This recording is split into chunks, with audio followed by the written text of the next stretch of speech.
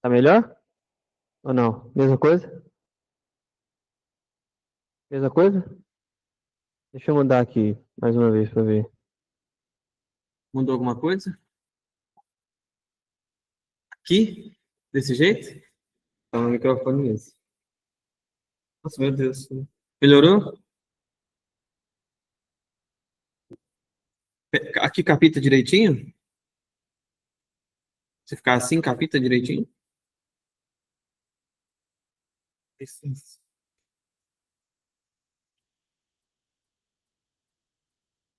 Ei, ei, ei,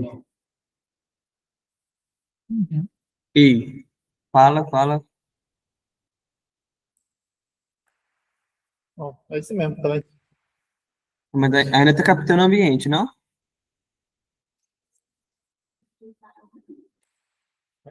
Aqui, agora, quando eu falo aqui perto.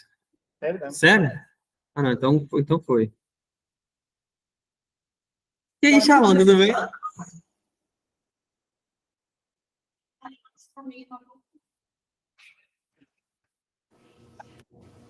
Ei, ei. Olá, Pronto. Tá me ouvindo? Tá me ouvindo? tô ouvindo, Vitor. Ah, beleza. Pede o Gustavo para falar no outro. Ele tá longe do seu computador. Vamos ver Ah, se a voz sai. não, peraí, deixa, ele vai falar sem o microfone primeiro. Fala aí, Gustavo.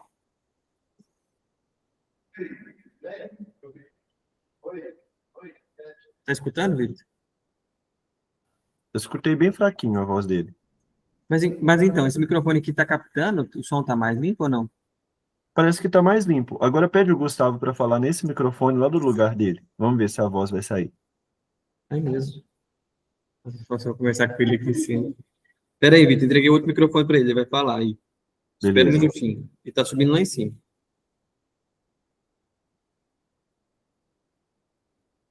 Ele tá falando.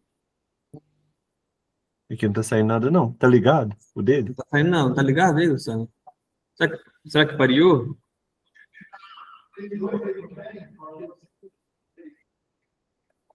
Uai, não tô escutando nada. Não fala mais alto.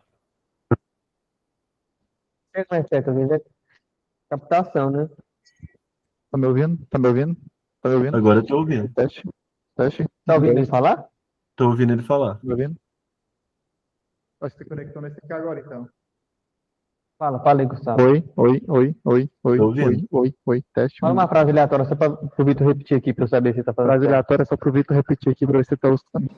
Uma frase aleatória pro Vitor repetir Uma aqui frase pra ver se aleatória ele aqui pro Vitor escuta. escutar. Ah, não, então beleza. Tá aí você.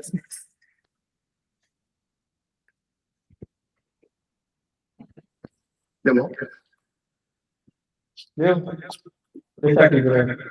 Deixa eu fazer uma pergunta, vocês falam.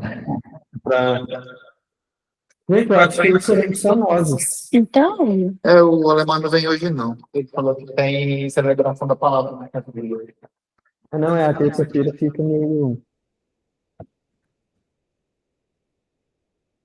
Então vamos orar? Aulinha particular, então, que nós vamos ter hoje. Em nome do Pai, do Filho e do Espírito Santo. Vinde, Espírito Santo, enchei os corações dos vossos fiéis e acendei neles o fogo do vosso amor. Enviai o vosso Espírito, e tudo será criado, e renovareis a face da terra. Oremos. Ó Deus, que instruístes os corações dos vossos fiéis, com a luz do Espírito Santo, fazei que apreciemos retamente todas as coisas, segundo o mesmo Espírito, e gozemos sempre da sua consolação. Por Cristo, Senhor nosso. Amém.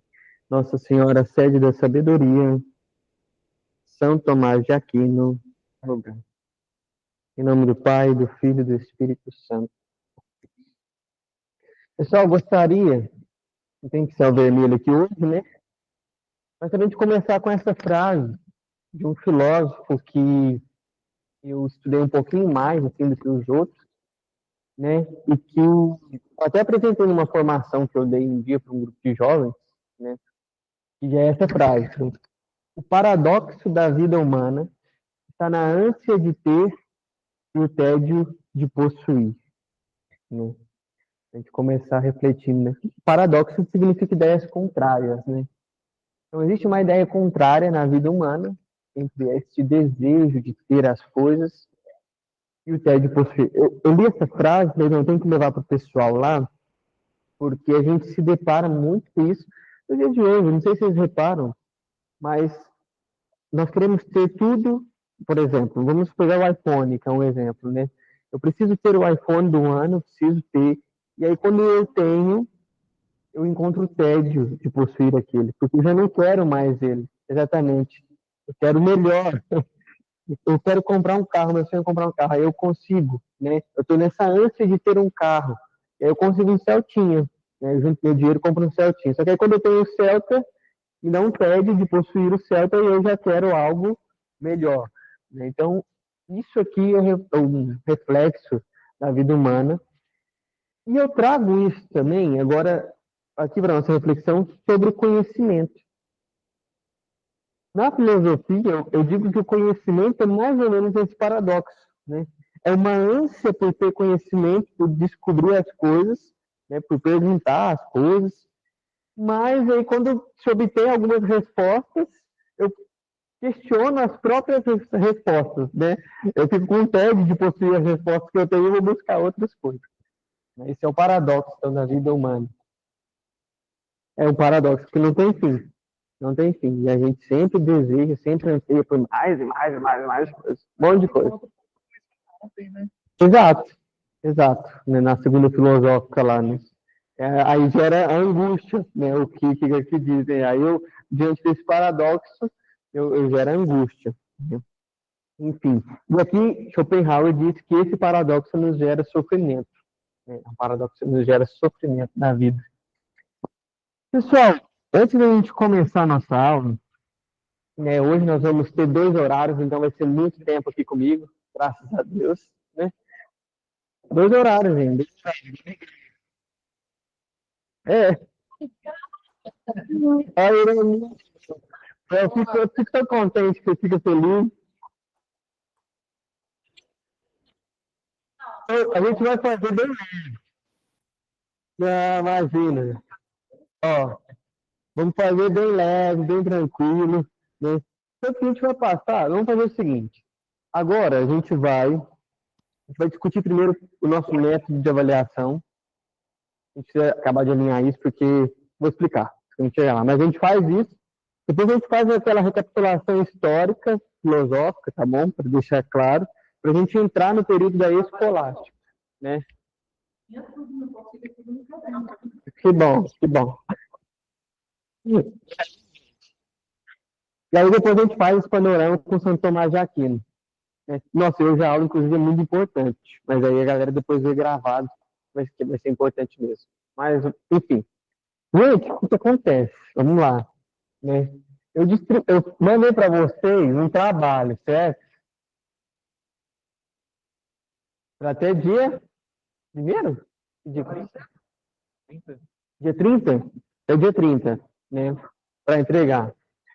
Só que é o seguinte, no trabalho, eu distribuí 50 pontos. Está faltando 50. Hã? Não, vai ser bonzinho, pode ficar tranquilo. Inclusive, não esqueçam de fazer, hein, galera? Está faltando 50 pontos para a gente fechar o nosso semestre. Então, eu preciso passar para vocês uma prova final. Valendo 50 pontos. Então, eu preciso dar nota para vocês, gente.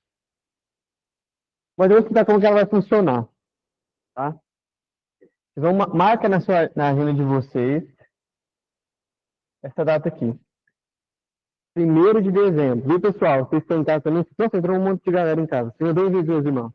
Marca essa data aqui na agenda de vocês, dia 1º/12, é uma segunda-feira.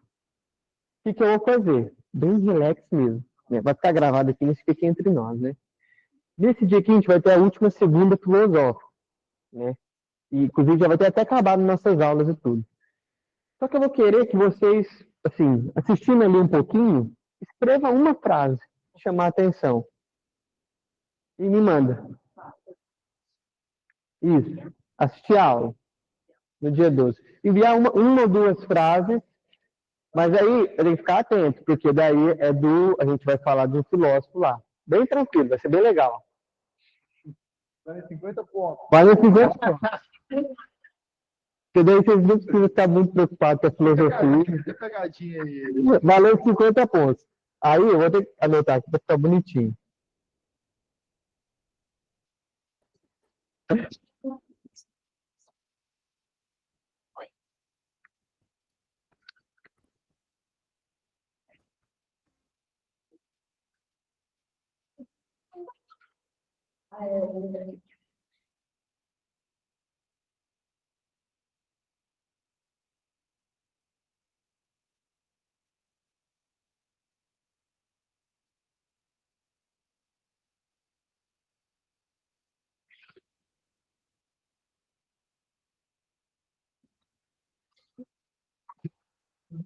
Então, podemos fechar dessa maneira? Podemos fechar dessa maneira? Tá trocado. Acho que esse aqui tá ligado e esse não. Será? Vamos trocar. Oi. Tá trocado. Tá mesmo? Então, bora lá. Então, pessoal de casa, anotem aí, tá bom? Nós vamos fazer dessa maneira para fechar o nosso ano, né, nosso semestre de introdução à filosofia. E eu quero deixar claro também o seguinte: aqui nós estamos dando um panorama, é uma introdução à filosofia. Tanto que a gente teve aquela aula de Santo Agostinho, nossa última aula, mas, por exemplo, vocês viram que a parte teológica dele é muito mais complexa, né? Vocês estão vendo com o Mateus também. Eu quero apresentar aqui para vocês, o que eu quero fazer, na verdade, é apresentar justamente esse paralelo da filosofia com a teologia, tá? Neste momento aqui que nós estamos falando. Então, vai ter coisas que, de fato, agora, vocês anotem para terem base para a teologia, para vocês quando chegarem em outros cursos. Vocês, nunca ouvi falar desse cara, né? Não, mas pelo menos aqui a gente vai passar por eles. E é claro, igual eu sempre ressaltei para vocês, são muitas coisas, são muitos livros, né? Mas o principal a gente vai passar por aqui. Então, vocês, a gente vai vendo a partir de agora, vão anotando, por mais que tenha uma cobrança de nota, mas anotem, porque vai ser super importante. Né? Sabe como você enviar no seu WhatsApp? Isso, pode me enviar no WhatsApp. Quem quiser escrever um textinho também, mas eu sei que mas pode me enviar no WhatsApp, tá bom? Aí a gente vai ter a aula nesse dia 12, nesse dia 1º, né? Aí me envia no dia seguinte. Né? Ou assim que acabar, quiser me enviar também, e daí eu preciso anotar lá no diário. Vai ser online, isso. Vai ser online. Não precisa vir aqui nos seminários que fazem presencial. Vai ser uma psicóloga. Vai falar sobre crise de sentido. Vai ser bem interessante. Quem quiser presencial. Ela não vai vir presencial, isso. Vai ser só online. Só de maneira Na online. casa dela. Isso. Vai ter uma porta. Fechado, então? Então, ótimo. Quer que tirou uma foto? Pode enviar no grupo. Deixa eu só, então, mandar. Então, vai ficar mandar no WhatsApp. O WhatsApp, gente. What? É assim mesmo? WhatsApp. App. Não duplica o S, não? É assim? Sério? Tô botando um S, tá? Não. Não, tô falando, não tem um. É assim mesmo. Não, é assim. Tira e mandar no WhatsApp. Ah, meu Deus. Duas frases. E vendo e aprendendo, tá vendo? Você também tá aprendendo Meu com os Deus. alunos. Nossa, falando em aluno, deixa eu te contar uma curiosidade pra vocês. Me lembro, peraí.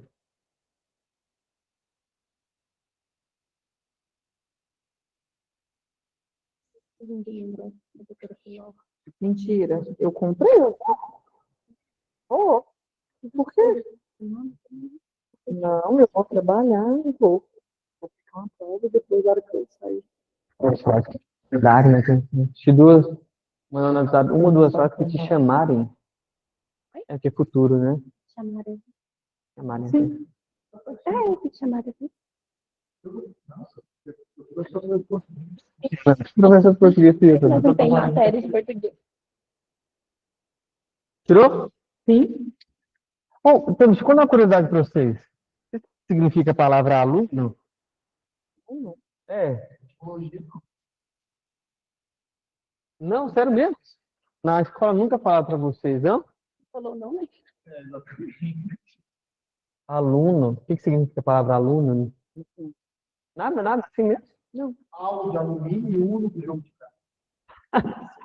É porque eu aprendi na escola eles falaram para mim, por exemplo, isso aqui é um A de negação, sabe? Algo que anormal, é uma coisa que não é normal, né? Aqui, tipo, não, né? E luno, na palavra do latim, luz, né? Então, seria tipo, Quem não sem tem luz, quem não tem luz. Eu ficava com isso na cabeça, né? Então, aprendi, aluno é aquele que não tem luz. Só que aí, quando eu tive aula de latim, o nosso professor aqui de seminário, ele é mestre, tem doutorado em latim, dá aula lá na UFA, ele veio aqui, Frederico, inteligentíssimo. E aí ele pergunta pra gente também, gente, sabe o que significa a palavra aluno? Mas é claro, né, sem luz e tal. Ele, não, não é isso, a escola sempre ensinou errado para nós, a raiz da palavra aluno. Meu Deus. Aí explicou que aluno, esse A aqui, faz parte dessa palavra, porque vem de um verbo, do verbo alo, do latim, significa alimentar. Aluno é aquele que é alimentado. Faz bem mais sentido. Acredita nisso? Muito melhor. Então, aluno é aquele que é alimentado. Oh, meu Deus. Bem, vamos lá então, senão não vai ficar só, né? Vou fazer uma recapitulação, até anotei aqui para a gente poder alinhar. Vou começar a escrever de preto, assim, um vermelho. Faz recapitulação igualzinha à prova. Foi cheio de notas. Nossa, eu adorei também. Vocês viram? Tinha tudo lá, né? Tá em prazo, tá em prazo. Coloquei o prazo só para dar tempo de corrigir também, né? Para passar notas para vocês, né?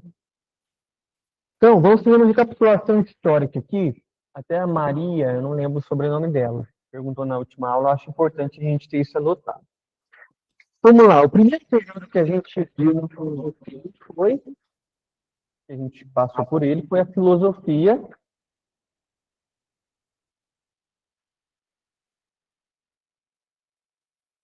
antiga. Vamos datar aqui dos séculos sexto antes de Cristo até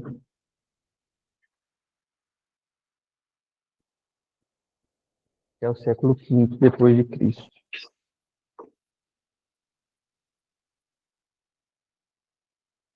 E aí nós vimos, né,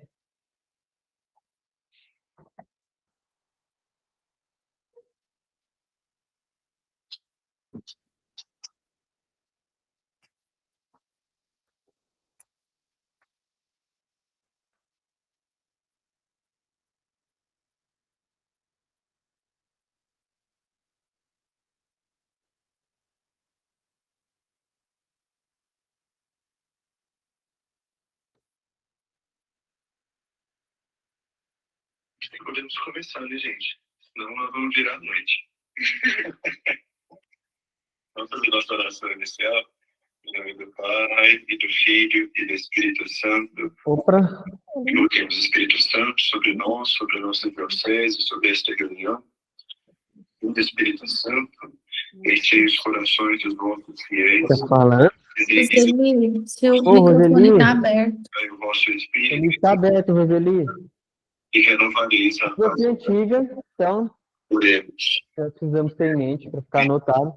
Pré-socráticos, Sócrates, nós demos ênfase nas virtudes. Platão, ênfase, chuta aí. O que mais, nós mais falou de Platão?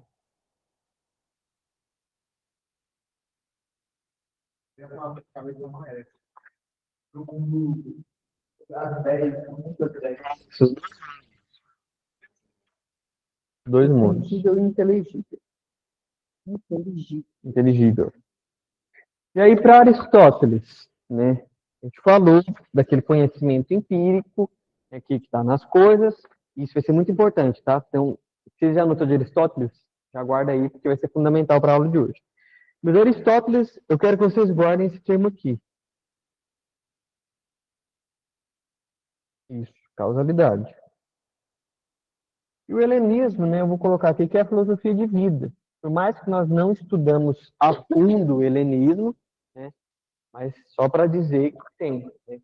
Então, esse aqui é o panorama, né, então, dos séculos sexto ou sétimo, bem ali, antes de Cristo, até o século V, depois de Cristo, datado mais ou menos. É claro que aqui nos séculos, lembrando, do primeiro ao terceiro, a gente vai ter o período da patrística, né? Mas esse é o período da filosofia antiga. Tá bem, bem rápido mesmo, para a gente recapitular isso de maneira sintética.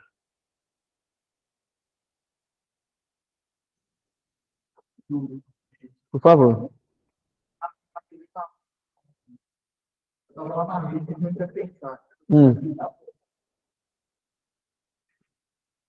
Pessoal, só que de curiosidade, o Gustavo está perguntando se nós já fomos roubados por sinais.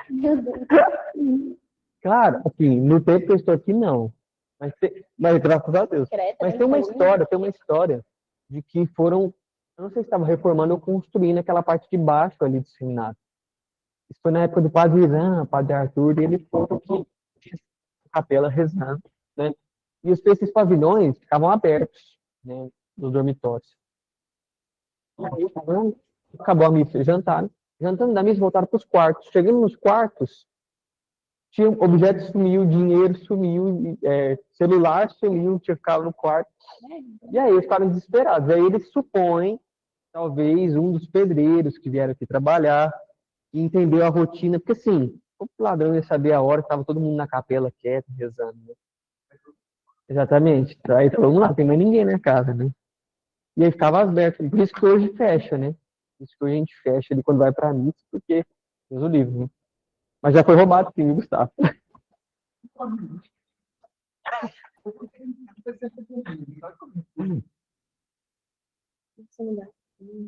Você estava na missa, pensa nisso?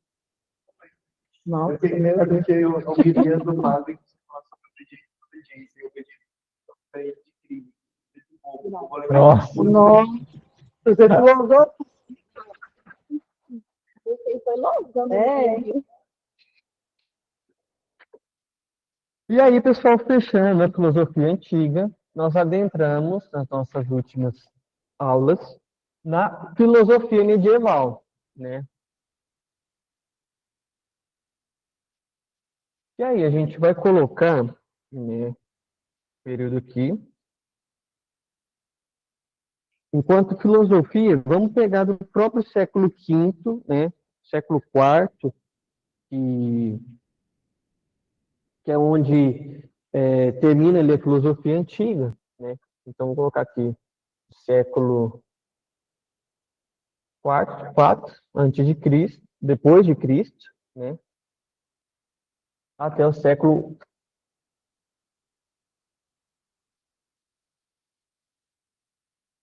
XVIII, gente. Aqui, né? Depois de Cristo. Esse é o período da filosofia medieval. E agora, né? Aliás, século XVIII, século XV, depois de Cristo. Então, nós vimos duas grandes correntes da filosofia medieval, que é a corrente da patrística, e daí sim, né? Faz dos séculos, a gente pega ali do primeiro ao oitavo, mais ou menos, né?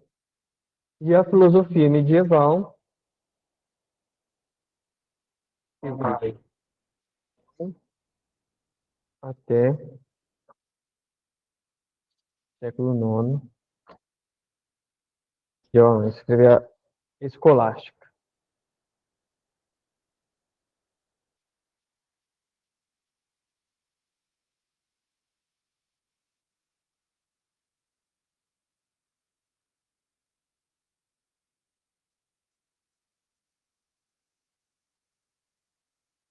Se vocês anotarem aí também.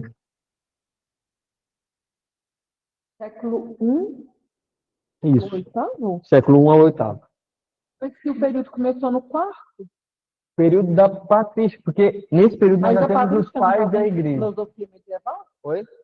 A patrística está dentro da filosofia Isso, medieval? está dentro da filosofia medieval. Só que aí a gente vai considerar, assim, a filosofia em si dentro do século IV, porque aqui ainda tem uma discussão com os filósofos antigos. Entendeu? Lembra do neoplatonismo que a gente falou? Então, aqui, o período da patrística, os primeiros pais da igreja é esse período. É. Né? Mas aí, assim, a questão filosófica mesmo, exatamente. Ali a partir do século IV. E daí onde vamos ter, por exemplo, Santo Agostinho, Santo Anselmo, né? Justamente o que a gente vai colocar aqui agora, né? Os principais filósofos. Lembra de... Vamos lá, tem três que a gente só citou eles. Já falei um, né? Santo Agostinho é o ponto principal, né? Vou colocar ele em primeiro aqui. Santo Agostinho. Nós temos Santo Ambrósio.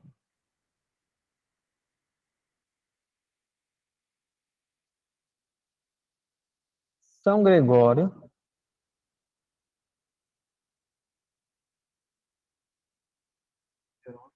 E São Jerônimo.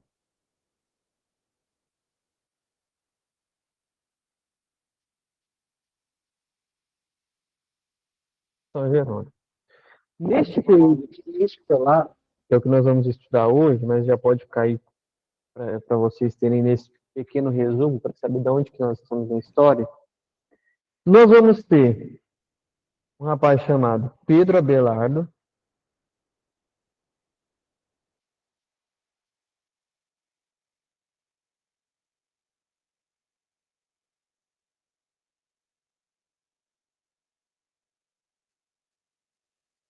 Uns esputos.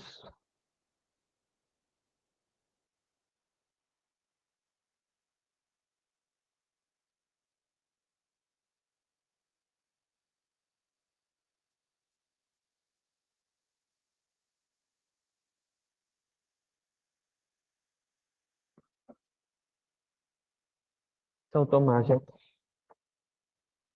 E é claro, na patrística, então, o grande Santo Agostinho. Na filosofia medieval, o grande, na escolástica, o grande vai ser São Tomás de Aquino, né? Mas nós vamos ver também um pouquinho do Santo Anselmo.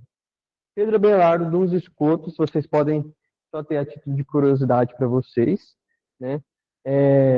Aqui nós temos um outro filósofo importante chamado Guilherme de Ockham, que também faz parte desse período da escolástica. Né? Abaixo do Pedro Abelardo é D-U-M? Isso, D-U-N-S, dos escotos, né? Mas isso aqui no português, no próprio nome dele, assim, escotos, com U. Né?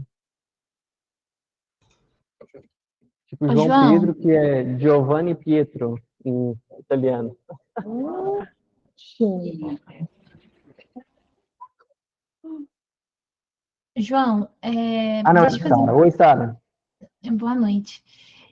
Deixa eu te fazer uma pergunta. Ali está escrito escolástica do século IV até... O século XV, Ah, tá, obrigada. imagina, até o século XV. Você quer sair com o modelo também? Você tá muito modelo do Instagram. Ah, gente, me fala desse Toda trem, hora não. que eu passo lá no Instagram, que eu rodo, eu sei o Vitor aparecendo. Você tá muito famoso. Ah, não, o Vitor roubou meu lugar, gente. Dá um baixo assinado nele aqui. Gente, pegou esse esquema? Sim. Guarda ele então, tá? O que a gente vai fazer agora? Nós finalizamos a patrística, né? João O Pedro, pensamento de Santo Agostinho. João Né? Pedro, Lembrando, se tiver alguma dúvida, é claro, podem falar, mas Santo Agostinho, ele foi o maniqueísmo, o hedonismo, e trouxe a teoria filosófica da iluminação divina, o conhecimento interiormente, certo?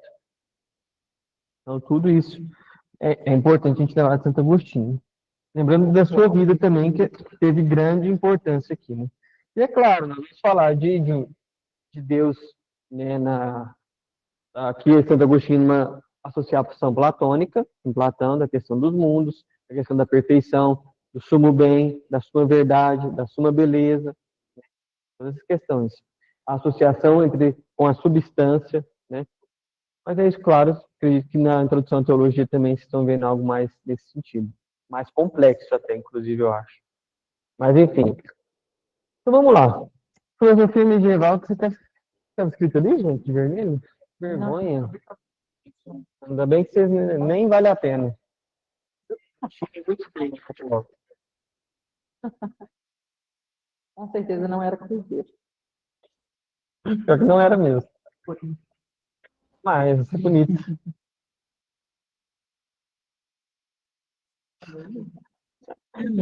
Mas eu prefiro cruzeiro. Como diz meu vizinho. Ó, vizinho, ele falou isso, eu vou torcer pro seu cruzeiro, viu? Ele vai ter que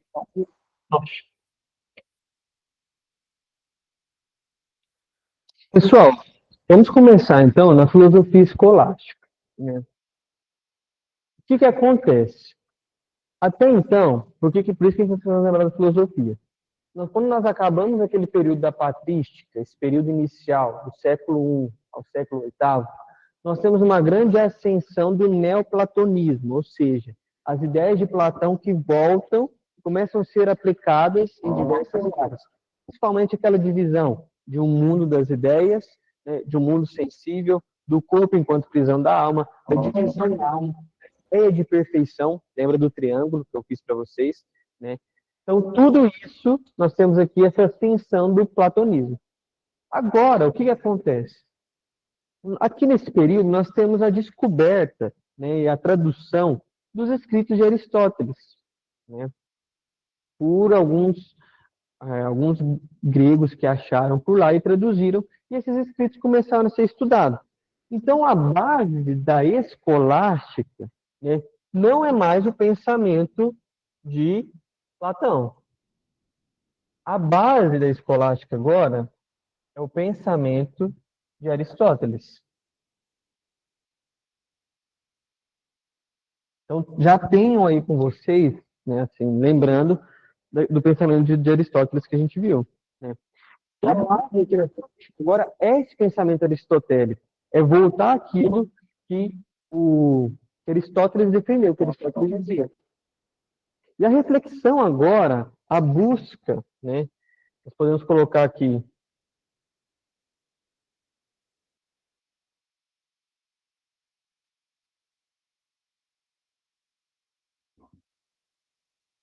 é sobre a essência de Deus, a essência da alma, a essência da imortalidade, né?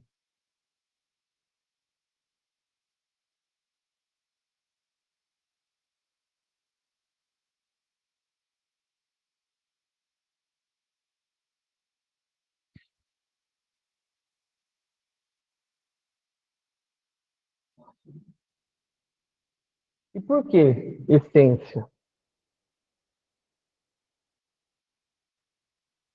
Quem falou de essência?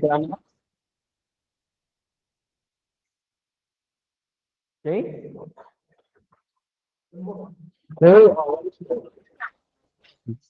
Lembra lá? Ente, essência, substância. O que mais que tinha o Aristóteles? Pode olhar se vocês quiserem.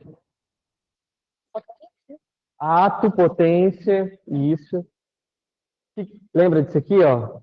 Um exemplo disso aqui? Isso aqui tem uma matéria, né, uma forma. Então, isso. Já pega aí que a gente precisa dessa base de Aristóteles. A gente vai usar esses conceitos aqui hoje, né? Então, justamente, esse termo essência, lembrando aqui de Aristóteles, né? E aí, essa busca, qual que é essa essência de Deus? Qual que é a essência da alma? Né? Porque lembra, disso que aí eu sempre volto nos gregos. Platão, o conhecimento que se dava fora, o mundo superior, o mundo inteligível. Aristóteles não, o conhecimento científico. Então, é uma busca também do conhecimento de Deus através dos sentidos. A experiência aqui e no agora. É o período da escolástica. Né? Isso aqui é interessante porque agora existe uma união, né? E eu citei na primeira aula para vocês de um documento de São João Paulo II, Fides et Ratio, né? Que é uma junção da fé e da razão.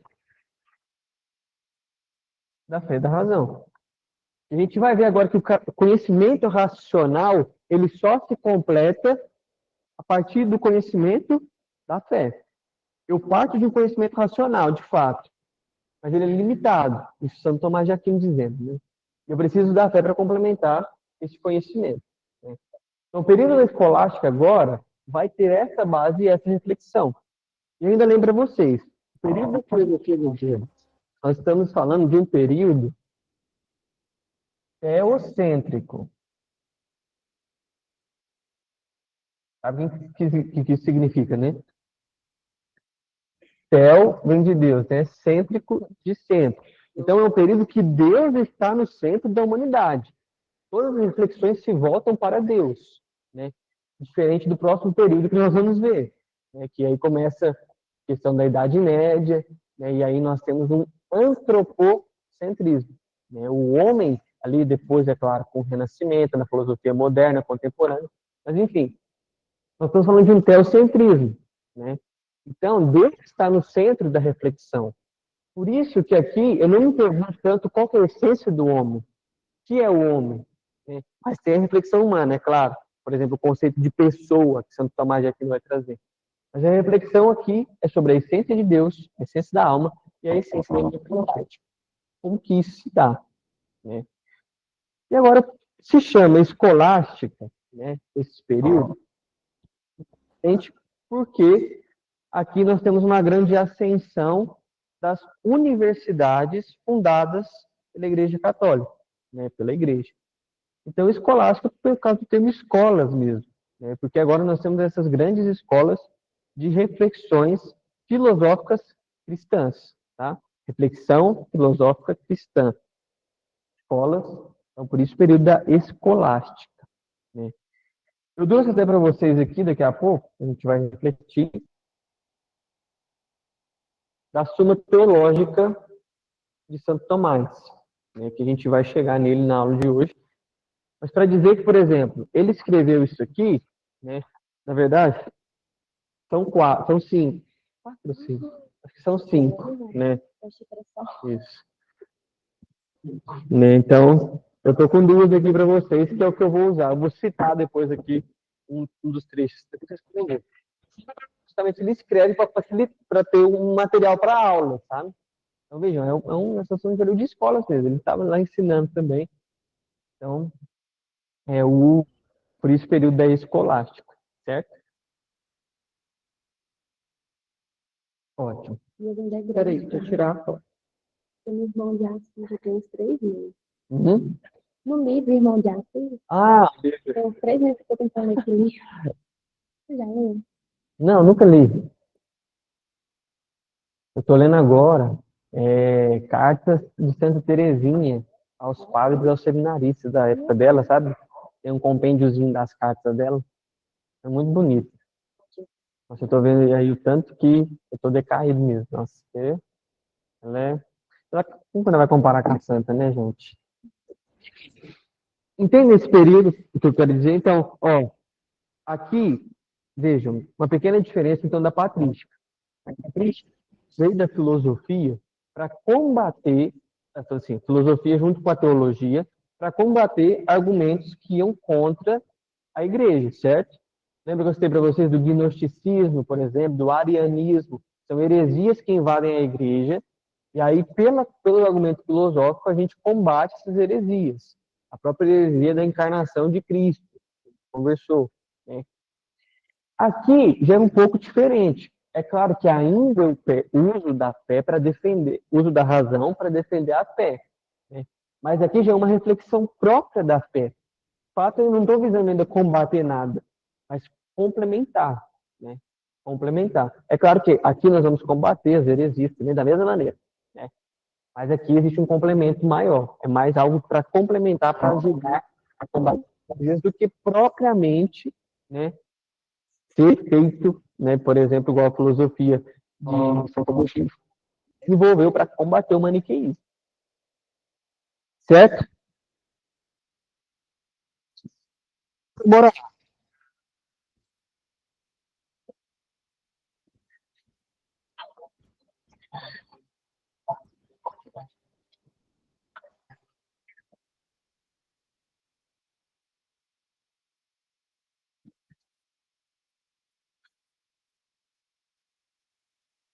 Para a gente começar, a gente vai ver por primeiro, esses últimos 10 minutos antes do intervalo,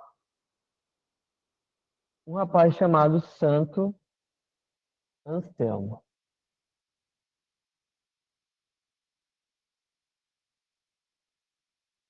Santo Anselmo. Santo Anselmo, conferir a data aqui dele, olha, 1033 até 1100. Santo Anselmo, ele vai defender, é claro, a possibilidade da existência de Deus. Então, nós vamos provar aqui agora que Deus existe. De que maneira? Racional. De maneira racional, né? Então, nós não vamos usar do artifício, da artimanha da fé, né? Porque aqui nós vamos tentar defender justamente esse conhecimento racional. Só ver uma mensagem aqui, gente, que alguém mandou. Ué.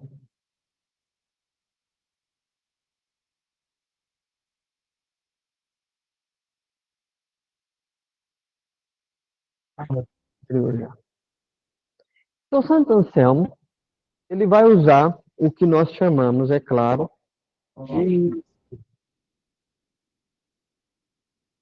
o argumento. Vou usar o termo técnico já dele, mas eu vou explicar para vocês.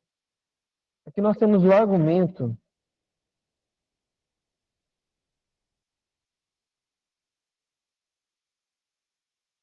ontológico. Aqui é para vocês terem, depois a gente vai aprofundar mesmo em São Tomás. Mas o argumento ontológico. O que é ontologia, né? Ontológico. Ontos, aqui, nos remete ao ser.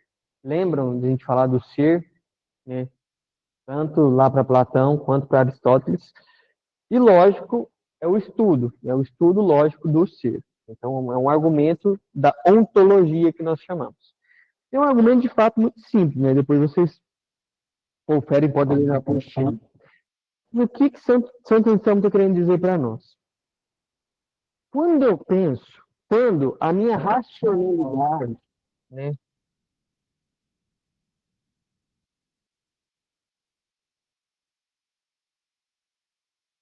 quando a minha racionalidade ela é capaz de pensar um ser que é perfeito, a minha razão também pode pensar em Deus, certo?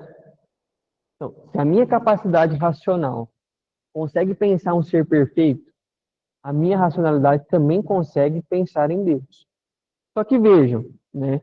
E aqui ele diz, olha, isso aqui já é uma prova que Deus existe.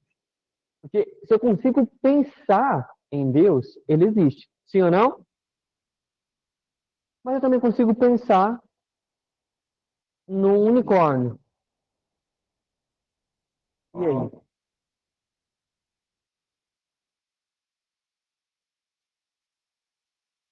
O unicórnio existe? Por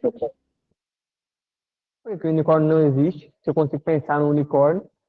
E aí ele fala assim, só porque eu consigo pensar em Deus, Deus existe.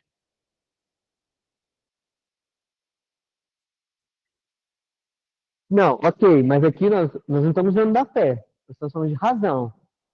Queremos chegar ao conhecimento de Deus através da razão. E aí, esse é o argumento, por enquanto, ontológico de Santo Anselmo. Fala, não podemos pensar em mais nada. Ou seja, se nós conseguir pensar algo perfeito, conseguimos pensar na ideia de Deus. Mas aí, beleza, se eu consigo pensar em algo perfeito, penso em Deus, Deus existe. Mas se eu consigo pensar no unicórnio, o unicórnio existe? Não existe.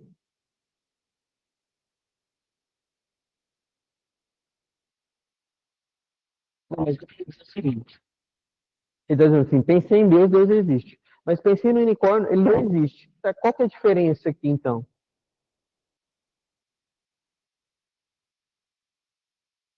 Vamos lá. A fé. A fé. A Angélica falou que é a fé. Mas aqui não podemos usar da fé para defender isso.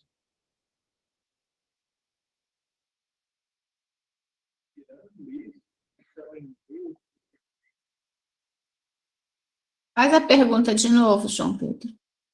Ó, eu só estou provocando vocês. Adriano, é o seguinte. Santo Anselmo está dizendo o seguinte, olha, a mera possibilidade de eu conceber uma ideia perfeita já prova que essa ideia perfeita existe. Então, essa ideia perfeita é Deus. Então, Deus existe. Só que o que eu estou falando para vocês é o seguinte.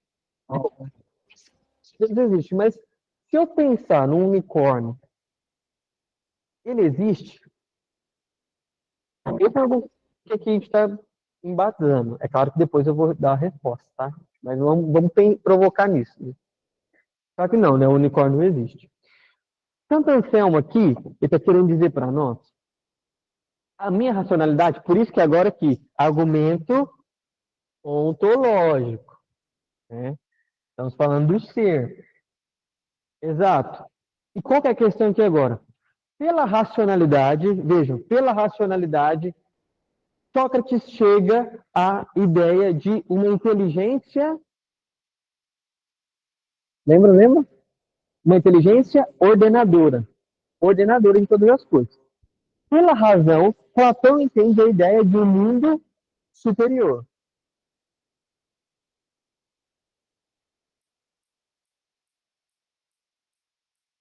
O som sumiu, João Pedro. Nós não estamos te ouvindo.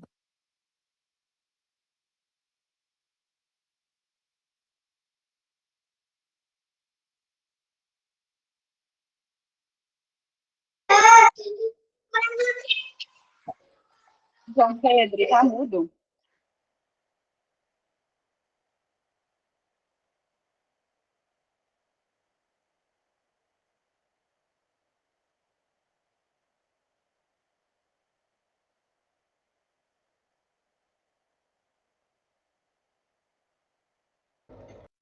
Eu acho que ele não tá ouvindo a gente, não. João, você tá me ouvindo? Tá Sem mudo, som. João Pedro. A gente ficou sem som aqui.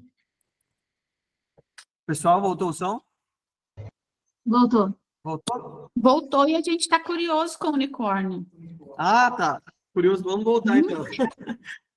Seguinte, minha irmã, isso é muito bacana. O que Santo Anselmo está dizendo aqui? A minha razão, vamos falar agora sem fé, tá? Por isso que a gente vai voltar em Sócrates. Não estamos falando de fé aqui, tá? É um santo da igreja, mas não estamos falando de fé. Sócrates, ele concebeu a ideia de que uma inteligência, esse mundo só existe, que existe algo muito inteligente que ordenou todas essas coisas. Platão, depois, ele fala de um mundo superior, de um mundo das ideias. E neste mundo das ideias, existe uma perfeição total. Isso usando a razão. Depois, Aristóteles, ele diz de um motor imóvel. Existe algo imóvel que move todas as coisas. Certo? E o que é isso? Isso é o ser das coisas. É a totalidade das coisas. Santo Anselmo está dizendo, quando eu concebo essa ideia de que existe esse ser perfeito, seja a inteligência de Sócrates, seja o mundo das ideias de Platão, seja o motor imóvel de Aristóteles, eu consigo pensar em algo perfeito. E só é perfeito, aquele que é todo perfeito, é Deus. Por isso que, pela razão, eu chego à ideia de Deus. Ah, por que eu não chego na ideia de unicórnio? Porque o unicórnio é uma criatura, ele não é um ser, ele não é o ordenador das coisas.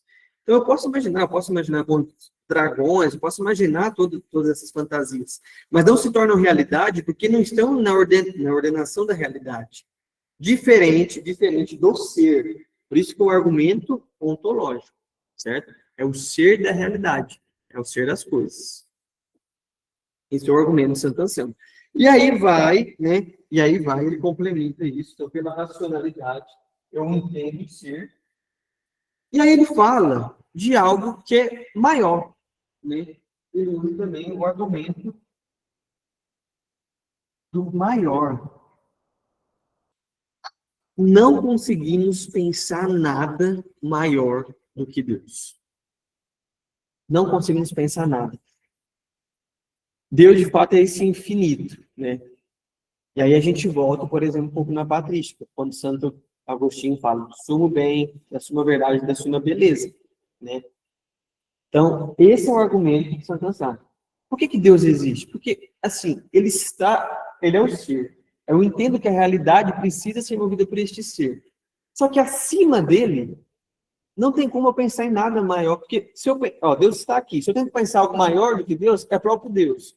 Penso algo maior que Deus, é o próprio Deus. Algo maior que Deus é o próprio Deus. Então, não consigo pensar algo maior do que Deus. A minha razão não concebe isso.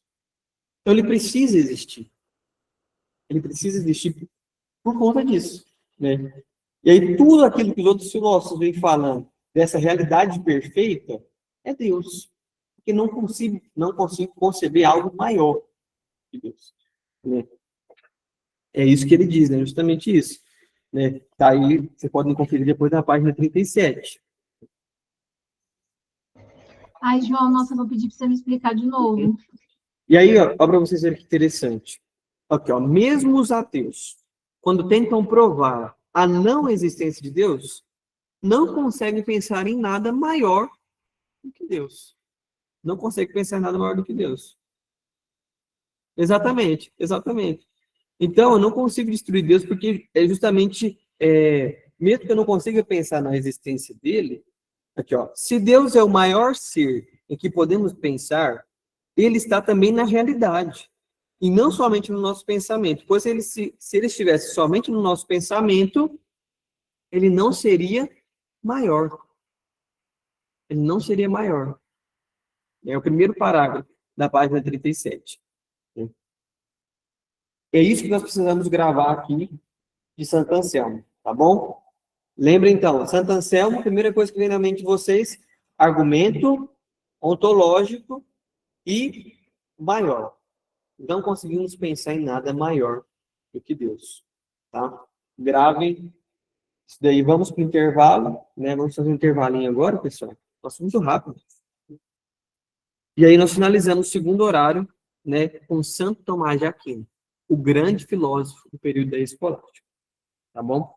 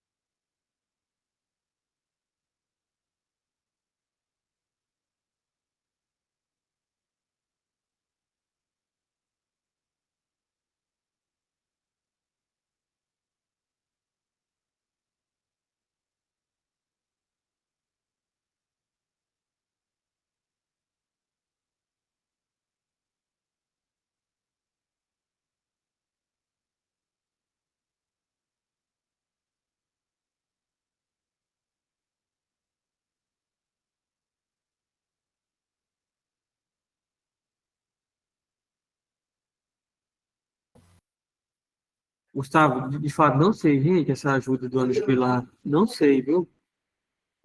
Eu sei que ele passou um serviço lá para fazer, mas esse dos voluntários que fiquei por fora. Isso, sábado agora com a doutora Filó. Só que a gente vai estar lá, eu vou estar lá em Lagoa Grande fazendo missão. A gente vai amanhã.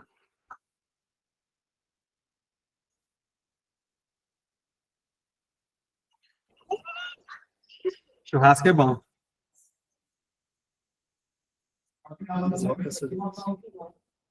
Ô, gente, não, aí isso.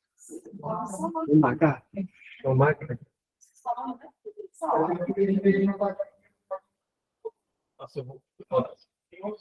Lid Reis? É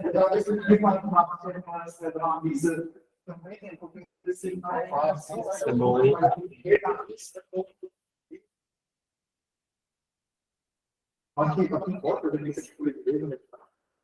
Eu não sei, eu acho que eles podem cantar nisso, mas eu não sei se pode ter algum momento específico na missa. É.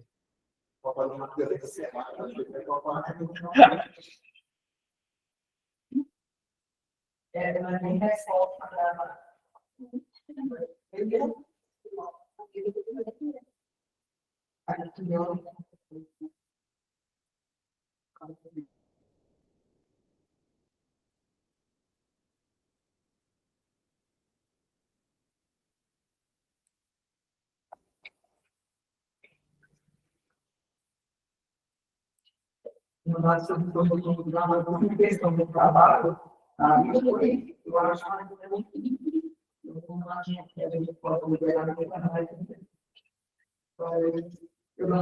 Isso é legal.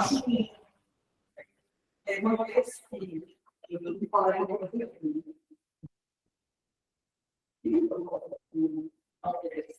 eu vou ser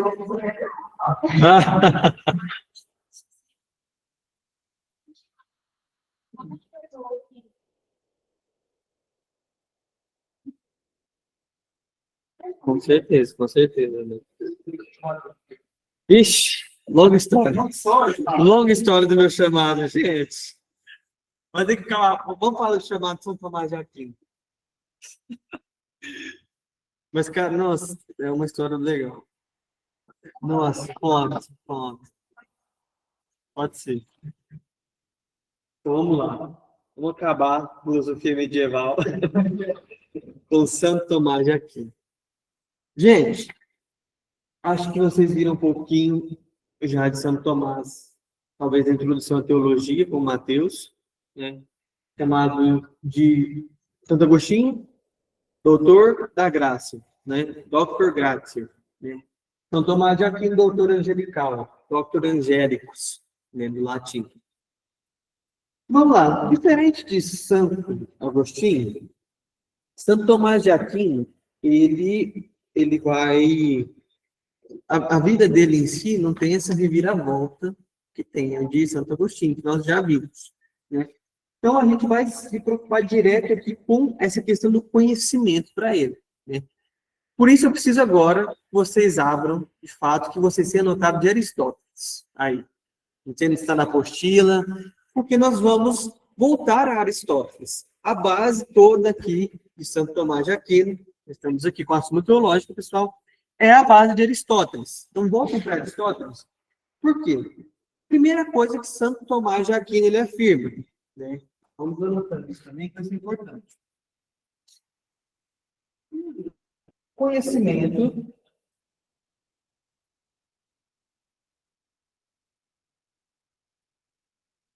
se dá pelos sentidos. Conhecimento se dá pelos sentidos. E aí, o conhecimento basta, vamos lá, Aristóteles também dizia isso, certo? Só que Aristóteles elencou alguns conceitos. Matéria, forma, vou repetir sempre para vocês decorarem. Ato, potência, ente, essência, substância, todos esses termos. Importante aqui agora. E Santo Tomás de Aquino ele vai falar que existe, de fato, como que conhecimento se dava para Aristóteles? Pelos sentidos. Mas lembra, tem um processo. Você lembra o nome desse processo? Né? Eu estou vendo essa garrafa aqui pelos sentidos. Mas até ela chegar na minha mente, essa linha aqui é um processo que, como nós chamamos? Aristóteles. Não lembro? Abstração. Abstração. Exato. Isso, observação, análise e síntese. Né? A análise que eu separo aqui a substância, que eu olho, vejo o que é a matéria aqui, qual que é a forma, exatamente. Né? Então, Aristóteles dizia isso, né?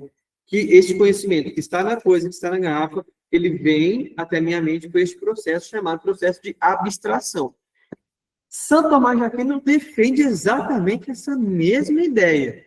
O conhecimento está nas coisas, se dá pelos sentidos, e este processo, Santo Tomás de Aquino também chama de abstração. Também chama de abstração. Só que existe aqui uma diferença e um conceito importante. Em Santo Tomás de Aquino. Oi? Exato. Dá 49 minutos.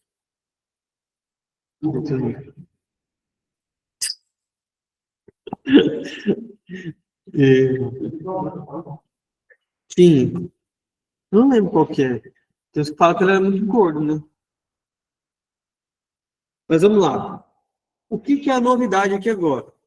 E lembre de Aristóteles sempre, tá? Vamos precisar disso. E a novidade, Santo Tomás de Aquino ele faz uma diferença de dois tipos de intelecto.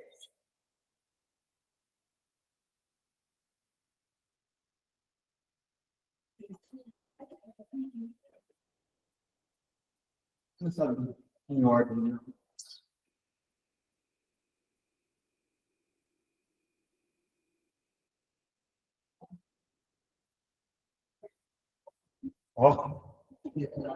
Então, seguinte, existe agora dois tipos de intelecto na Santo Tomás de Aquino. O intelecto agente e o intelecto possível. Intelecto agente e intelecto possível. O intelecto agente é aquele que abstrai. Guardem esses termos, eu vou explicar bonitinho para vocês, tá? Só para ter isso aí. É aquele que abstrai. E o intelecto possível é aquele que recebe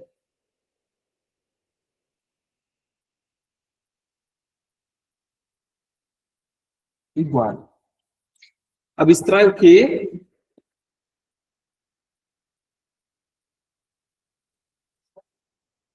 Não, o intelecto agente é aquele que abstrai. Mas abstrai o quê? Informação que é... Não. Lembra de Aristóteles. O processo de abstração é para adquirir o quê? Conhecimento. Conhecimento, exatamente. Então, vamos lá. A Santo Tomás de Aquino é o mesmo processo de Aristóteles da abstração. O mesmo processo. Só que, chegando na mente, no intelecto, existe uma diferença. O intelecto agente, que é aquele que abstrai as coisas, então tem um tipo de intelecto que me leva a essa abstração, e o intelecto possível, que é o que recebe o conhecimento e guarda este conhecimento. Eu vou tentar... Não. A análise, o processo de observação, análise, síntese, essa linha é a abstração, tudo abstração. Só que quando chega aqui, esse movimento de abstrair, que é a observação, análise e síntese, quem faz é o intelecto agente. Quando chega na mente, quem o recebe e guarda esse conhecimento é o intelecto que eles chamam de possível. Vou dar um exemplo aqui para tentar sintetizar, que foi o que eu pensei.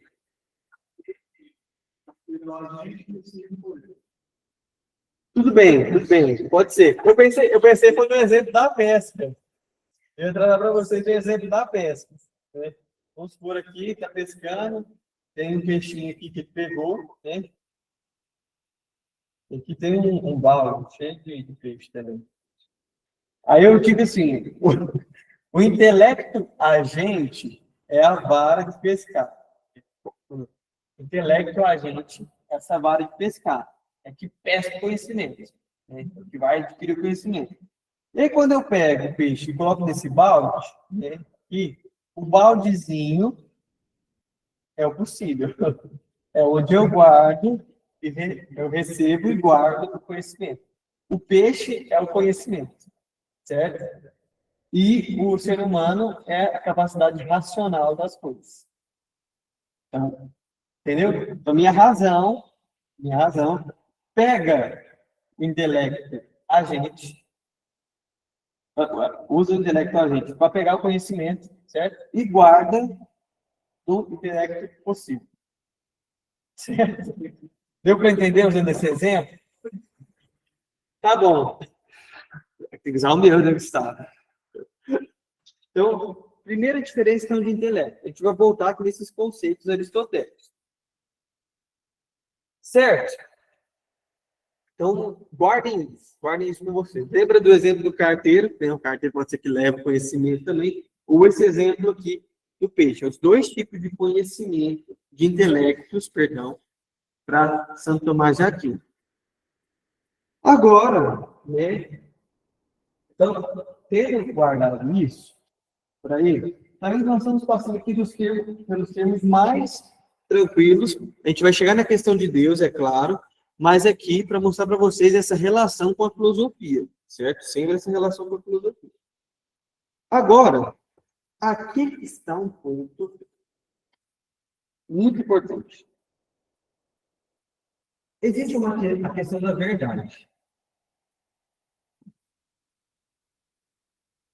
E a verdade, para São Tomás de Aquino, eu vou usar justamente o termo que ele usa.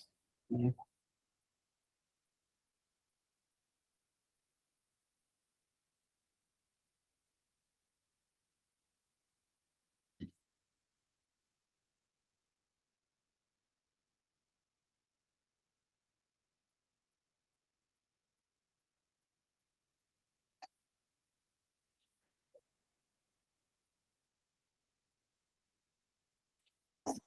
Ele chama de adequatio rei intellecti.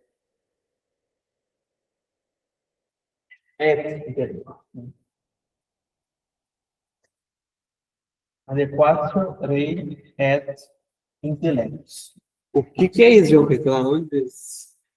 Ele chama, então tem outra por aqui, a verdade é a adequação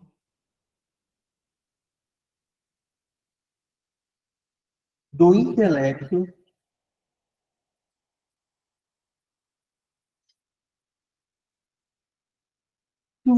à coisa.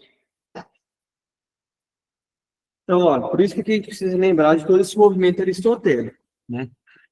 Santo Tomás de Aquino defende o mesmo processo de Aristóteles, certo? Quando chega, aí ele faz essa diferenciação de intelectos. Intelecto, ó, é um movimento que está aqui, está fora, meus sentidos. A abstração, a diferença entre o intelecto agente e o intelecto possível chegou aqui, certo?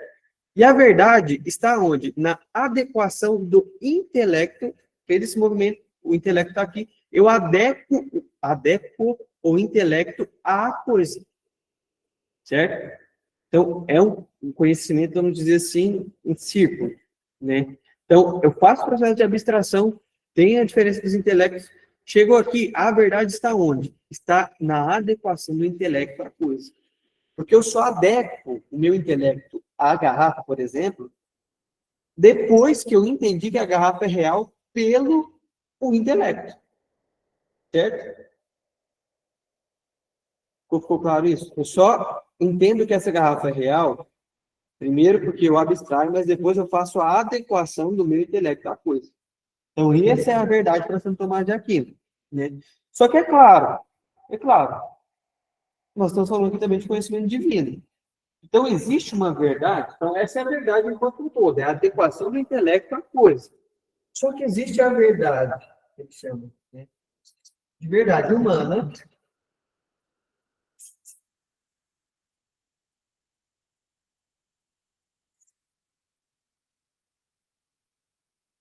Então, se existe uma verdade humana, existe uma verdade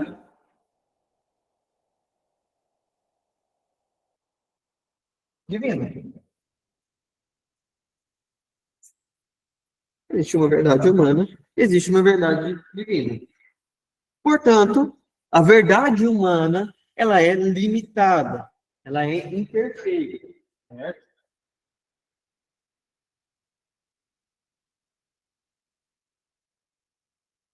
A adequação total do intelecto à coisa, humanamente falando, é imperfeita, diferente da divina, que é plena e absoluta.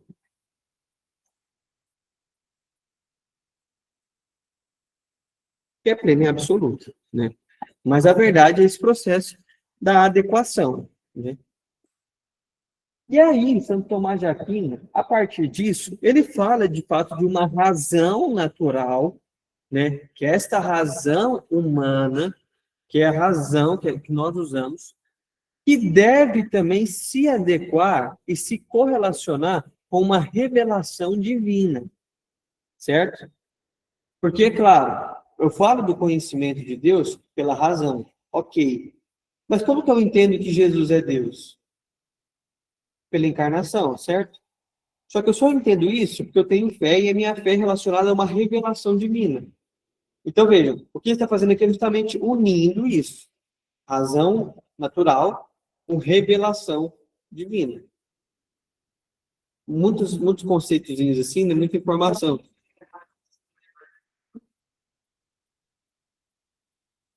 Ok, podemos. Mas aqui, lembra do que eu fiz? Fé mais razão. Período escolástico. Estão juntos. Mas eu posso dizer isso também. Exatamente. A verdade divina acompanha a verdade humana. Só que a verdade divina, na verdade, a verdade divina completa a verdade humana, né? Eu vou usar esse termo justamente completar para a gente entender. Como se fosse um copo d'água que está pela metade. Para ele ficar cheio, né? Então, vamos supor que a verdade humana é esse copo pela metade. Então, para ele ficar cheio, eu completo ele com essa verdade divina. Mas a água que está ali misturada é a mesma. Eu não consigo distinguir. Mas a própria verdade humana não consegue ultrapassar, né? Porque a gente volta a isso, a adequação de intelecto à coisa, né? Então, a minha racionalidade, uma hora ela vai chegar ao limite. E o meu intelecto não vai se adequar às coisas somente por uma razão humana, né? É o conhecimento de Deus, por exemplo. Exatamente. Aí ele é possível, é claro, por uma verdade divina. Uma verdade divina. Então, lembrem disso também. É uma razão natural humana, mas que se liga à revelação divina, certo? E aí, é claro, a gente finaliza, eu vou finalizar para vocês essa primeira parte, só citando. Então, isso aqui é a novidade. Tirou foto antes ou não? Não, deixa eu anotar de novo.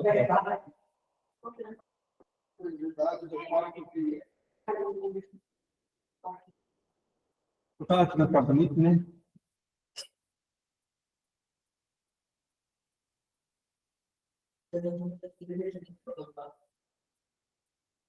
Nossa.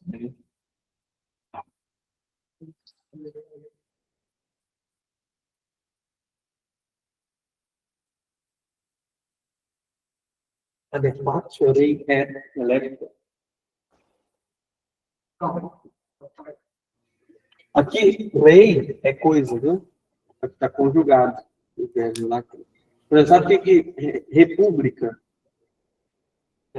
Só curiosidade, né? República. Esse rei é coisa, né? Coisa pública. Coisa pública. É coisa para todos, no caso, né? A república. É um rei e não é coisa. É igual a democracia, né? Governo de todos e tal. Meu Deus. Nem existe isso. Nem aplica isso. A democracia só existe no intelecto mesmo. Só no mundo das ideias que existe democracia. Mas, enfim, essa discussão é essa. Então, eu estava pagando, né? Pode ser para vocês. Fato aqui. A gente precisa ir ao livro. Eu vou até entregar aqui. Pode falar, então, só para vocês verem. Né? A gente precisa ir nas fontes, de fato, aqui agora com Santo Tomás de Aquino, né? Que é justamente a Suma Teológica. Né? E, é claro, eu vou fazer algumas citações para vocês, só para a gente trazer isso aqui. Então, São Tomás de Aquino, o conhecimento se dá, bom, eu já acabei de falar, se dá por onde primeiro? Pelo intelecto, mas está nas coisas, certo? Então, o conhecimento, é claro, se dá pelos sentidos. Então, quando a gente fala do conhecimento que se dá pelos sentidos,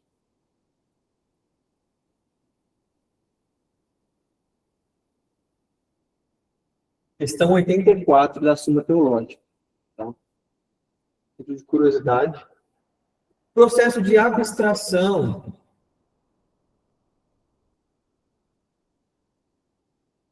Que é praticamente idêntico ao de Aristóteles. É questão 85 da Suma Teológica. Né? A adequação do intelecto à coisa.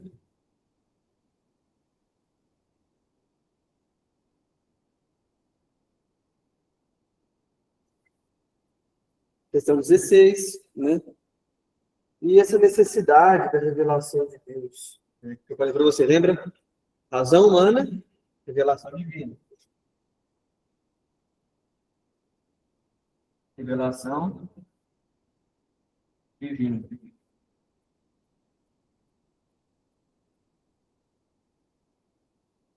Só para a gente trazer, de fato, o material do autor aqui, para vocês terem isso. Afinal, estamos no curso de teologia também. Né?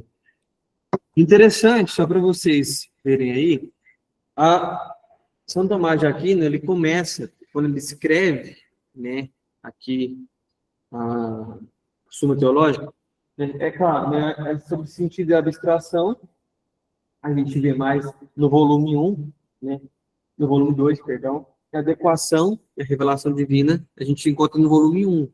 Depois, até que você quiser abrir, Gustavo, depois da questão 16, é só você achar aí, só para você ver justamente o que ele vai falar aí na adequação, né, do intelecto à coisa. No livro dele, da Suma Teológica. Vou colocar aqui. Eu estou trazendo isso para vocês, porque a gente vê que é uma Suma Teológica, mas ele escreve dialogando, né? Ele começa primeiro trazendo um problema, e aí ele sempre traz uma citação do filósofo, que ele chama de O Filósofo, que é Aristóteles. Então, assim, é um livro de teologia que a gente usa na teologia, né?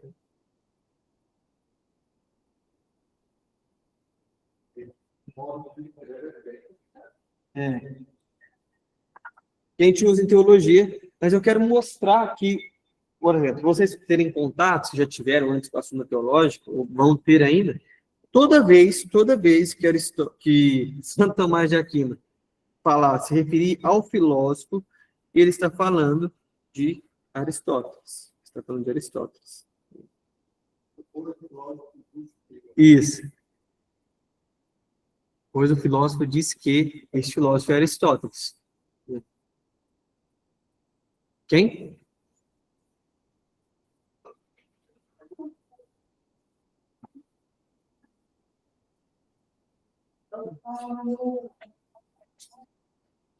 Ó.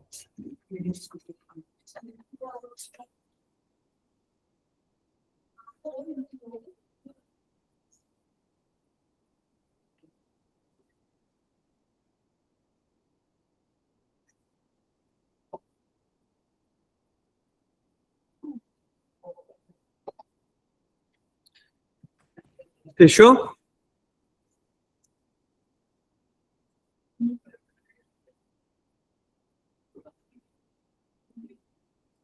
Aí? Não, exatamente.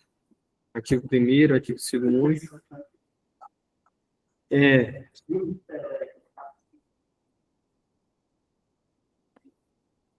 São 5 volumes. Eu trouxe 2 para vocês, tem mais 3. E aí, é claro que daí a gente tem toda a questão filosófica, mas também teológica, né? Ele vai falar do pecado e tudo. Né? Quero só ver se eu acho para vocês uma citaçãozinha aqui, mas provavelmente não vou achar. Porque eu tenho o meu PDF grifado, sabe? Aí eu trouxe o livro que não tem grifado. Depois eu posso até mandar, gente, mas é uma bitelona do que tem, né?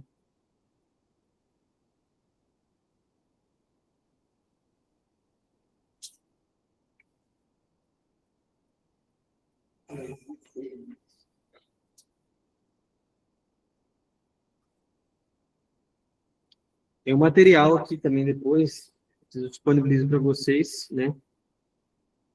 Mas tranquilo. Só para mostrar mesmo, né, que estamos trabalhando aqui com assunto teológico. Fechado? Agora a gente vai para algo essencial para a gente fechar,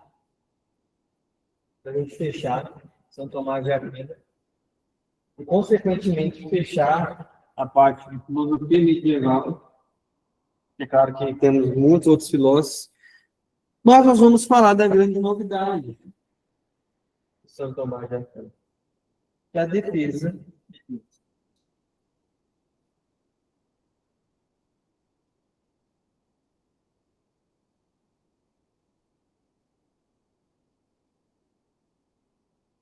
Eu quero que vocês, para a gente relembrar, quais são as 4 causas de Aristóteles? 4 causas. Causalidade.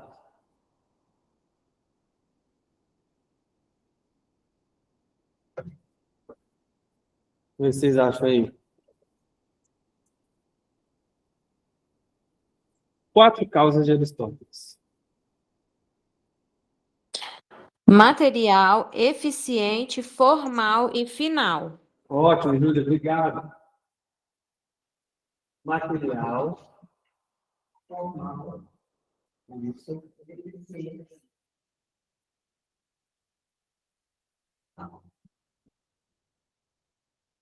Sim. São Tomás de Aquino, irmão, ele vai se apossar, né, claro, aqui dessa teoria da causalidade de Aristóteles, né, falando de... Deixa eu ver se dá mais para cá.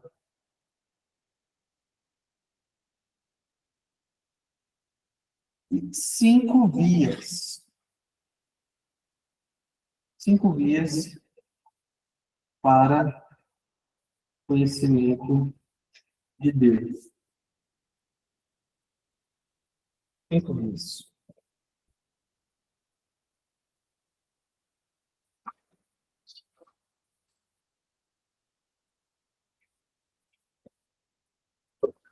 A primeira via de São Tomás de Aquino, aí eu deixei aqui dos lados.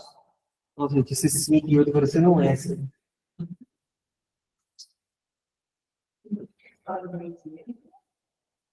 De Deus. 5 vias para conhecimento de Deus. Podia fazer mais, deixar um quadro só junto com as vias, para ficar mais bonitinho, mas eu preciso aqui deixar para a gente ver essa relação com Aristóteles, como ele usa o argumento de Aristóteles. A primeira via é o que nós chamamos da via do movimento.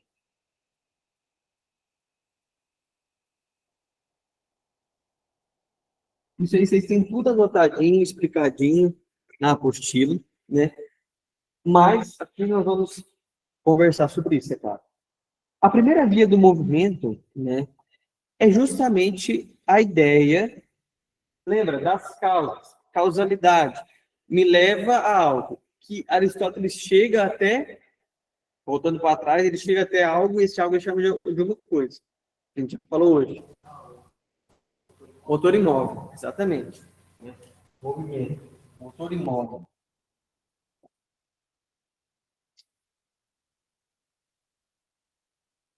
Que, de fato, aqui, primeira coisa que Santo Tomás diz, existe uma causa para toda a realidade. Existe uma causa para todas as coisas. O nada não pode ter existido do nada. Exatamente. Olha para vocês verem que interessante, a teoria da causa. Se existia nada, a causa da realidade precisa ser Ó, se existia nada, a causa da realidade, ela precisa ser de fato, não, ela precisa ser tudo. Se existia nada, a causa precisa ser tudo.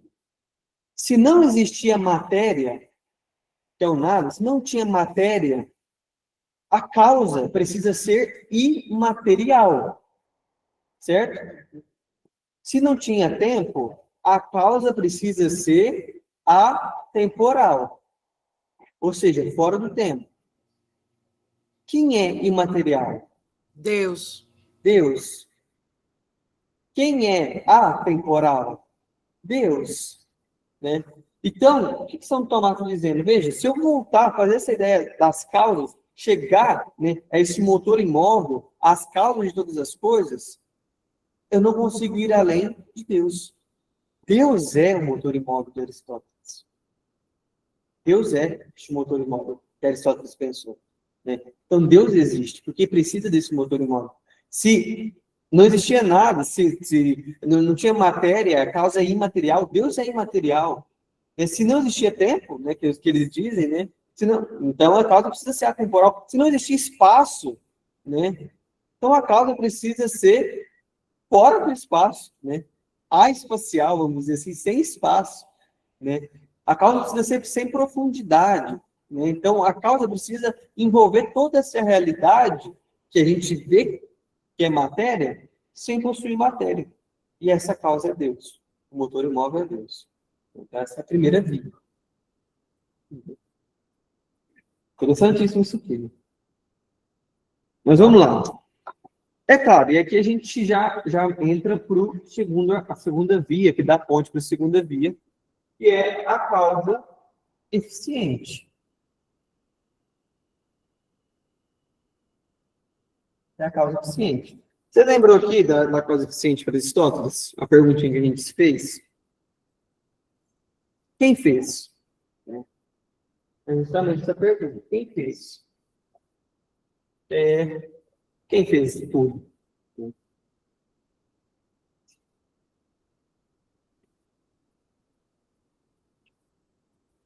Vou botar a perguntinha aqui. Quem fez a realidade? Quem fez todas as coisas? Então, Tomás diz, Deus. Precisa de uma causa eficiente para a realidade. Né? E aí a gente já dá o ponto 3, a terceira via, que é algo que é necessário. Algo que é necessário e possível. É preciso de alguma coisa. Né?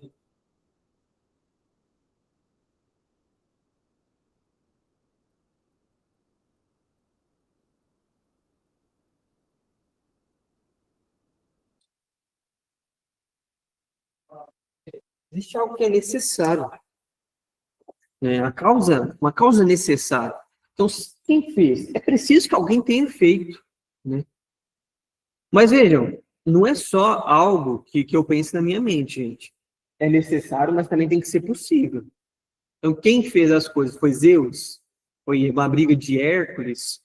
Não, isso não é possível, isso é mitologia. Nós precisamos pensar de algo que seja necessário, mas também seja possível. Né? Então, é Deus. Então, primeira via do movimento, o motor imóvel voltando na causalidade é Deus. Causa eficiente, quem fez? Né? Quem fez a realidade? A causa, se a causa se o mundo é material e existiu do nada, então a causa precisa ser imaterial. Né? Então, veja, esse é o argumento. O terceiro, necessidade. Então, se alguém fez, é porque foi necessário ser feito. E se foi necessário, foi possível, porque nós estamos aqui. Né? Foi algo possível. E quem pode ter feito isso, de fato, pode ter sido Deus. Né? Depois nós vamos falar de grau de perfeição.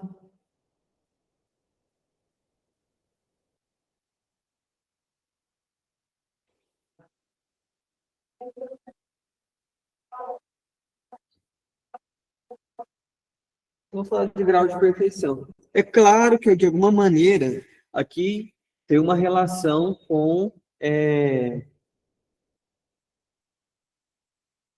Platão. né, da questão da perfeição, né? Mas o que ele quer dizer aqui, olha, eu não posso dizer, quando eu olho para a realidade, eu preciso, aí o Santo Anselmo, eu consigo pensar em algo perfeito, né? Agora, se eu penso em algo perfeito, existe algo mais perfeito que este algo perfeito é mais perfeito do que algo perfeito, né? Certo? Então, existe um grau de perfeição. Só que chega uma hora que quando eu penso o que é mais perfeito de tudo, né? Você pode falar assim, nossa, né, o Frei Gilson é um cantor perfeito, né? Aí tudo bem, mas se eu consigo pensar algo mais perfeito que o Frei Gilson, Deus, só um exemplo que precisa entender. Então, assim, existe um grau de perfeição. Leonardo da Vinci, né, fazia pinturas lindas, ele é um pintor perfeito, né, completo, tinha tudo. Beleza, é um grau de perfeição, só tem um grau acima dele. Precisa existir alguém mais perfeito. Aí você fala, tá, Michelangelo. Quem que é mais perfeito que Michelangelo? Fulano. Quem que é mais perfeito? Deus. Tá? Então, um grau de perfeição não chega na perfeição total. A perfeição total não pode ser Deus. E por fim, eu vou ligar aqui finalidade.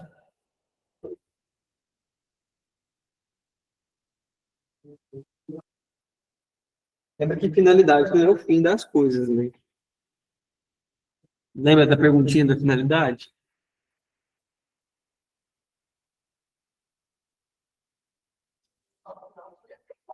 Só final, finalidade? Mas faz sentido. Porque é o que nós queremos dizer aqui. Afinal, a finalidade. Né? É a finalidade das coisas. Né? É a finalidade das coisas. Para quê? Para quê? O porquê das coisas. Né? Então, precisa de algo que nos dê uma razão de estarmos aqui. Aí eu volto àquela pergunta, o que é a vida? É claro, na filosofia pode refletir a vida de várias maneiras. Né? Só que aqui a gente está falando de um conhecimento escolástico. Fé mais razão. É uma união. Então, quando o Santo Tomás de Aquino fala da finalidade das coisas, é claro que ele está pensando junto com a fé. Né? Traz um argumento racional aqui, aristotélico, mas une isso à fé. Qual que é o propósito de estarmos aqui? Amar a Deus, ir para o céu, é claro. Mas precisa de uma finalidade. Podemos estar aqui à toa. É claro, né, cada um vai ter depois sua crença por aí afora, sua filosofia, mas precisa. E se precisa, se eu estou falando de por que estamos aqui, né, qual que é a nossa razão de estarmos aqui, qual que é a nossa finalidade neste mundo, precisa existir alguém superior. Precisa existir alguém que está para além de todas as coisas. Né? E esse alguém é Deus. É Deus. Essas são as 5 vias, então, conhecimento para Santo Tomás de Aquino. Então, vejam, nós pegamos aqui pontos filosóficos dele, né, de maneira bem resumida, é claro, às vezes até com algumas palavras que fogem um pouco do contexto, mas para dizer isso, relação filosofia, teologia. Né? Então, lembrem dos conceitos de Aristóteles, matéria, formato e potência, o processo de abstração. No processo de abstração, tem a diferença do intelecto, o agente e o possível, certo? E aí, com essa relação do intelecto, agente e possível, eu entendo que a verdade é uma adequação do intelecto às coisas. E a partir disso, dessa adequação do intelecto às coisas, eu entro no princípio causal, da causalidade, com a base em Aristóteles. Causa das coisas, causa da realidade. E aí ele fecha trazendo as 5 vias para conhecer a Deus. Então veja, ó, isso é outra coisa muito importante, para a gente finalizar de fato. Aqui não são vias soltas, não. Tá? Aqui é junto. Aqui eu estou falando de Deus, tá? É juntar. São 5 vias para conhecer a Deus, não é só um motor imóvel, não. Exatamente. O argumento é um motor imóvel, é alguém que fez a realidade, é imaterial, que é atemporal, que está para fora da existência, né? Que está para fora da profundidade, que está para fora do espaço, então, é necessário que ele exista e é possível que ele exista, né? E eu preciso pensar na questão da perfeição. E esse ser precisa ser totalmente perfeito. E precisa de minha existência também aqui, neste mundo. E aí fecha. Santo Tomás de Aquino. E é claro, né, depois a gente vai, na próxima aula, a gente vai falar dessa transição para a modernidade, mas vai ter um filósofo chamado Kant que vai criticar tudo isso aqui. Como sempre. Né? Porque aqui, de fato, olha aqui, a gente está falando que Santo Tomás de Aquino, ele está passando do ôntico para o ontológico. Santo Anselmo, a gente fala do argumento ontológico, só sobre o ser. Santo Tomás de Aquino, pelas 5 vias, ele está fazendo uma passagem do ôntico, vamos dizer assim, isso aqui que eu estou falando agora, você não guarda não, guarda só o que eu falei até aqui. A partir de agora não precisa guardar não, mas só para explicar. Santo Tomás de Aquino, do ontológico, que é a realidade do ser, certo? Ôntico para o ontológico. E tem um tal de Kant, o processo das 5 vias, que é a passagem, que seria essa ponte do ôntico para o ontológico. Ele fala que isso não é possível. Quanto ao ontológico, ele vai se dar só pelo transcendental do próprio ser. E o transcendental é uma condição de consciência. Dá um exemplo da planta, da árvore. A gente Oi, não Angélica. está entendendo, não, mas dá um exemplo da planta, tá. né? Que a planta tem. Para a gente entender, da planta que dá fruto, que os frutos produz, e que dos frutos ela não só existe por ser planta, por causa de Deus. É esse ser. Exato, exato. Pessoal, então, ó, preste atenção. Lembrem, por favor, do que eu trouxe no início da aula do método de avaliação, né? Guardem isso.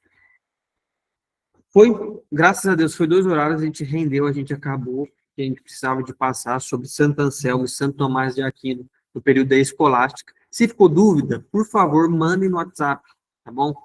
Falem conosco lá, não deixem passar dúvidas, né? É claro que depois vocês vão ver isso aqui de maneira mais prática em outras matérias da teologia. Estamos falando aqui de filosofia, relação, por isso que eu deixei o Aristóteles aqui.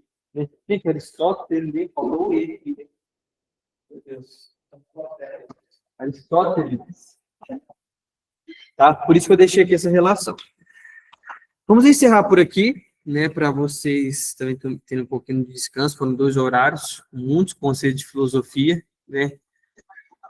E até a próxima aula, então, gente. Com Deus. Muito obrigado. Não deixem dúvidas passar, tá bom? Se algo ficou confuso, pode me mandar no WhatsApp também. Uma boa noite, bom descanso para vocês.